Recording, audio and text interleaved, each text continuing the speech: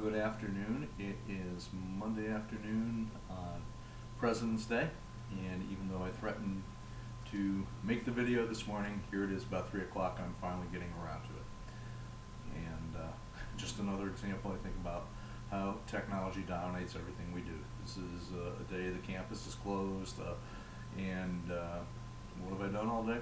Worked on a lot of different things and a lot of different methods. All involving the computer, all involving being connected, all involving being part of a larger world that, we used to isolate ourselves from, and now you just can't do it anymore. And I think when I made that snow day video, that was my message. It was kind of a two-pronged meaning. Technology enables us, and technology also sometimes infringes on our time to think and to learn. And which brings me to just a quick review of last week. Again, one of the things we talked about was learning organizations and also personal learning. One of my favorite things in the week is the Ken Robinson video, where I hope you can, I found it amusing as well as thought-provoking, but where it talks about how learning has changed over the years and how we all learn in different ways, and maybe we need to start looking at things in more non-traditional senses, because just like my complaints about the world not stopping, well, because it doesn't stop, we can't conform to the way we always did things. And part of quality is, do we always do things because that's the way we've always done it? And sometimes that just doesn't work for us. So that's a big message there. The other thing we talked about too, which was a very sensitive issue, and it is a lot for a lot of people, is the whole idea of whether your organization values its employees. And as I saw, there were differing opinions all over the place. And value versus recognize versus take advantage of versus utilize effectively versus treat fairly. All those things came into play when people had talked about whether the organization valued you. But in the end, if we really mean that our employees are the source of the innovation and the drive and the quality that we need to get, then I believe organizations should value their employees, and they should really do that in very, very concrete ways. People want to be part of the solution. They don't want to do things because of people. They want to do things for people. And I really believe in that. There was a study done about 20 years ago, and I've used the research on and off for a long time, where it looked at two lists and what employees wanted out of a job and what managers thought employees wanted out of a job. And the two lists ran parallel.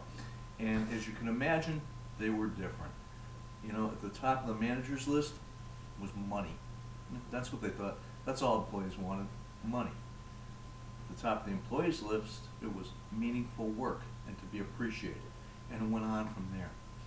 Different perspective, and yet we still treat things like they were, again, 30, 40, 50 years ago, and it's not like that anymore. So I thought it was a very interesting unit, and I'm looking forward to going back into more detail when I read everything that you've written. This week we're going to move on to two very, very important concepts again, and as before, we build on what we've done. And this week we're going to look at operations focus, and I have a talk I've included with one of my friends and colleagues, Professor Chris Springle, who's director of the undergraduate business school here at Post, and Chris has a lot of experience in operations management, and so we talk about operations focus.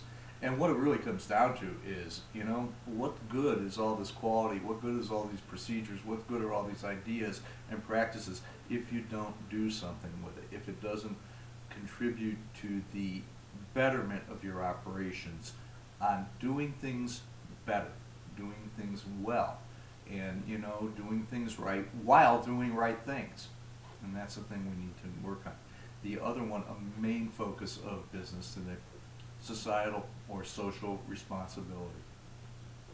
The Baldrige principles really, really make an emphasis point out of acting in a socially responsible manner, because being socially responsible takes in many different things. A lot of people just look at it as being ethical or conserving the environment and that word that gets used all the time now and doesn't quite mean what it used to, sustainability and things. But these are all very important because they really, really are strategic concepts, and they actually put some limits on how we run our businesses.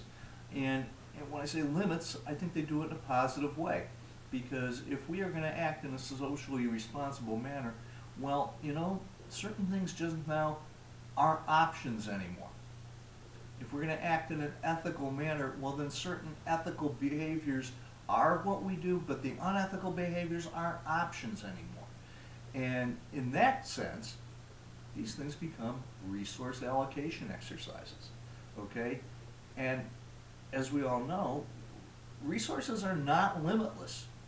Whether they be natural resources, human resources, financial resources, none of this is limitless. And we need to be able to focus what we have on the result that we want to get. And that's why we include the operations focus and the social responsibility in the same unit. So once again this week there's going to be just a dual discussion board going on, and that's where we're going with it. And I think you can see how the course is built. One unit is built on the next, is built on the next. So that's my message for today. I hope at least some of you got to have a relaxing holiday. Believe it or not, we're talking about more snow tomorrow, and I don't think enough to cause a snow day. But it's winter has been around for the last few weeks, and hopefully we'll finally see some spring, and be able to maybe move outside a little bit and do some more things out there. Thank you again for all your participation, for your interest.